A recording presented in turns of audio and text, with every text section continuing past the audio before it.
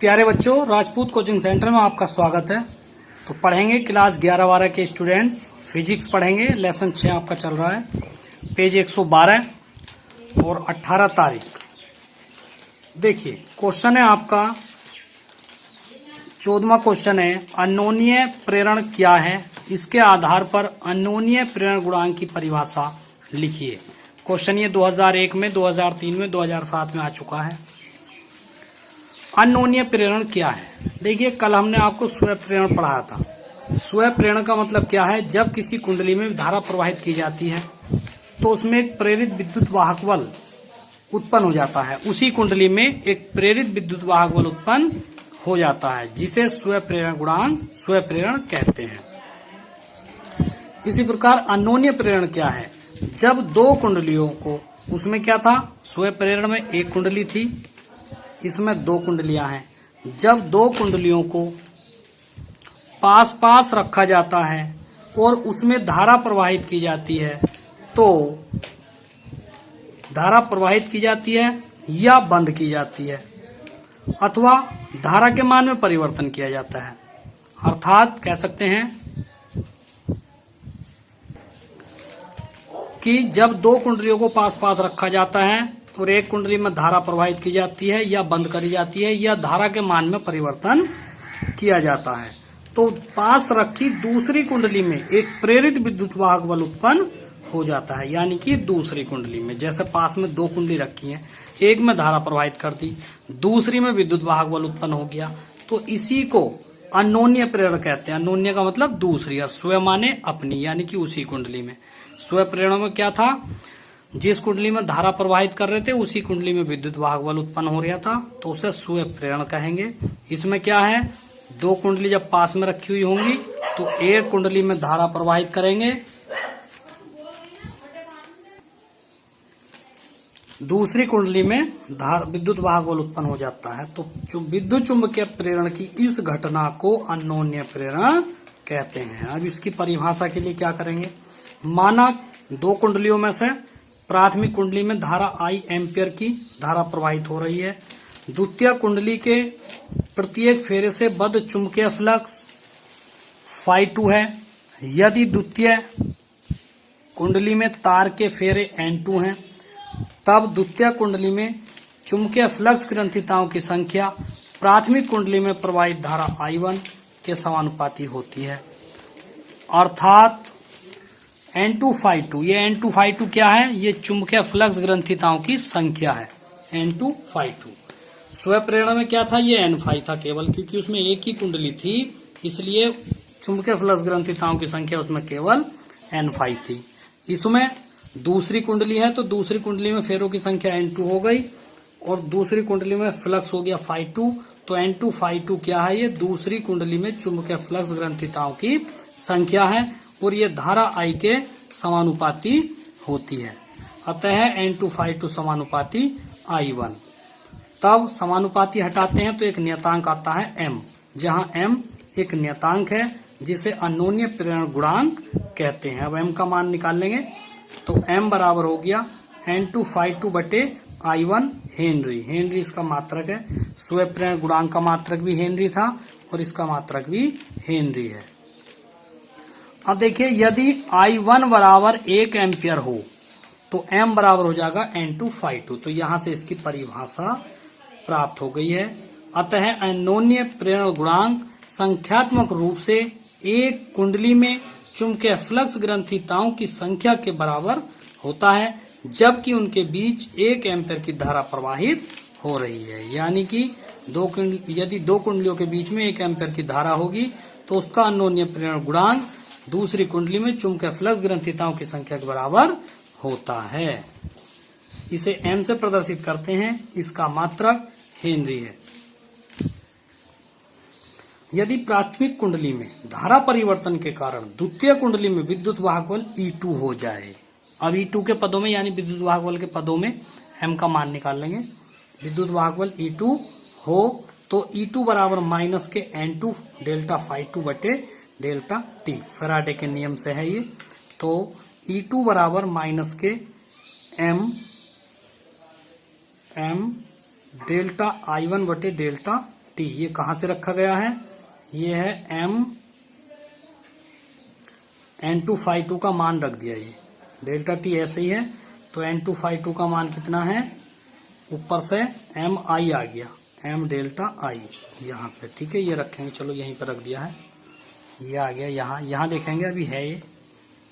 तो E2 बराबर delta ऐसे ही है, N2 यहां ले लिया, E2 बराबर माइनस के डेल्टा। अब रखेंगे N2 का मान एम आई वन, ये हो गया, तो डेल्टा टी। अब इसे डेल्टा को अंदर ले जाइए, यहां पे ले जाइए, डेल्टा आई की जगह पे ले जाइए, तो एम अलग कर दिया माइनस का, और डेल्टा आई बटे डेल्टा टी। हमें तो एम का मान चाहिए, कैंची गुणा करेंगे इस प्रकार से, ठीक है। तो एम बराबर माइनस के E2 बटे डेल्टा आई बटे डेल्टा टी। यदि डेल्टा आई बटे डेल्टा टी 1 एम्पीयर प्रति सेकंड हो तो एम बराबर हो गया माइनस के E2। तो इसकी दूसरी परिभाषा स्व प्रेरण गुणांक की दूसरी परिभाषा क्या है? अतः अनोन्य प्रेरण गुणांक में द्वितीय कुंडली में विद्युत वाहक बल के संख्यात्मक मान के बराबर होता है, जबकि धारा परिवर्तन की दर एकांक है। तो ये इसकी दूसरी परिभाषा हो गई है। क्वेश्चन नंबर 15 है, दो समाक्ष परिनालिकाओं के अनोन्य प्रेरण के सूत्र स्थापित कीजिए। तो देखिए, दो परिनालिकाएं हैं, लंबी परिनालिकाएं। एक लंबी परिनालिका R की लंबाई L है और इसमें तार के फेरों की संख्या N1 है। माना इस परिनालिका के अंदर एक छोटी सी परिनालिका S है, एक लंबी परिनालिका ये हो गई R, और दूसरी परिनालिका है ये S, ये वाली। इसमें फेरों की संख्या N1 और इसमें फेरों की संख्या N2 है। तो देखिए, जिसमें तार के फेरों की संख्या N2 है, यानी जो परिनालिका R है उसमें तार के फेरों की संख्या N1, और जो परिनालिका S है उसमें फेरों की संख्या N2 है, तथा क्षेत्रफल A पर लिपटी है।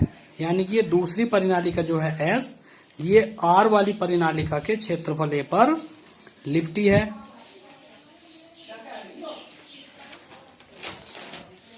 लंबी परिनालिका में प्रवाहित धारा I1 है, अतः इसके केंद्र पर उत्पन्न चुंबकीय क्षेत्र। तो ये पिछले पार्ट में पढ़ाया था, 4 पार्ट में पढ़ाया था आपको। लंबी परिनालिका के कारण उत्पन्न चुंबकीय क्षेत्र का मान सूत्र क्या होता है? तो B1 बराबर μ0 N1 I1 बटे L। लंबी परिनालिका के कारण चुंबकीय क्षेत्र जो होता है B1 μ0 N1 I1 बटे L। S परिनालिका में चुंबकीय फ्लक्स Φ2 है, तब Φ2 बराबर B1A, BA होता है, तो B1 का मान रख दिया, ये A हो गया है। तब Φ2 बराबर μ0 N1 I1 बटे L A। Φ2 बराबर सीधा करके रख दिया इसको, μ0 N1 I1 A, तो ये चलो कोई बात नहीं। अतः अनोन्य प्रेरण गुणांक M बराबर N2 बटे I1, ये M का पूरा सूत्र रख दिया। अब इसमें Φ2 का मान और रखेंगे, तो N2, ये Φ2 का मान हो गया यहां से यहां तक, I1 से I1 कट गया, इंटू A। तो M बराबर आ गया यहां से, M बराबर μ0 N2 N1 बटे A बटे L। यदि प्राथमिक परिनालिका में एकांक लंबाई में फेरे N1 N बटे L हो तो N बटे L जो है ये हो गया N1 बटे L। तो N1 बटे L की जगह पर क्या रख देंगे? छोटा N1 रख देंगे, तो M बराबर μ0 N1 N2 A, ये सिद्ध हो गया है। क्वेश्चन 16 है, दो समतल कुंडलियों के बीच अनोन्य प्रेरण गुणांक के लिए व्यंजक प्राप्त कीजिए। तो सबसे पहले तो कुंडलियों के बीच है अनोन्य प्रेरण गुणांक, तो कुंडलियों के बीच इसी प्रकार से करेंगे। तो कुंडली वृत्ताकार कुंडली के केंद्र पर चुंबकीय क्षेत्र की तीव्रता क्या थी? μ0 Ni बटे 2R ये थी। तो यही वाला सूत्र लग जाएगा आपके इसमें। इसी प्रकार से फिर फ्लक्स आवेगा Φ2, BA हो गया।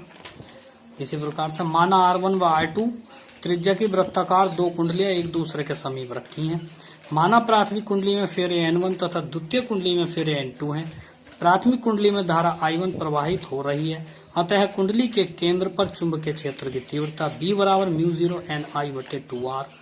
पहली कुंडली का जिक्र है तो इसलिए μ0 N1 I1/2R1 हो गया। द्वितीय कुंडली से बद्ध चुंबकीय फ्लक्स, दूसरी कुंडली में चुंबकीय फ्लक्स φ2, तो ये होगा BA। फिर इसी प्रकार से B का मान रखिए, φ2 बराबर μ0 N1 I1/2R1। A का मान कर दो πr²। ये वृत्त का क्षेत्रफल है क्योंकि कुंडली जो है वृत्त के रूप की होती है। तो φ2 बराबर हो गया μ0 πr²² N1 I1/2R1। फिर इस प्रकार से आप सूत्र लेंगे अन्योन्य प्रेरण गुणांक का।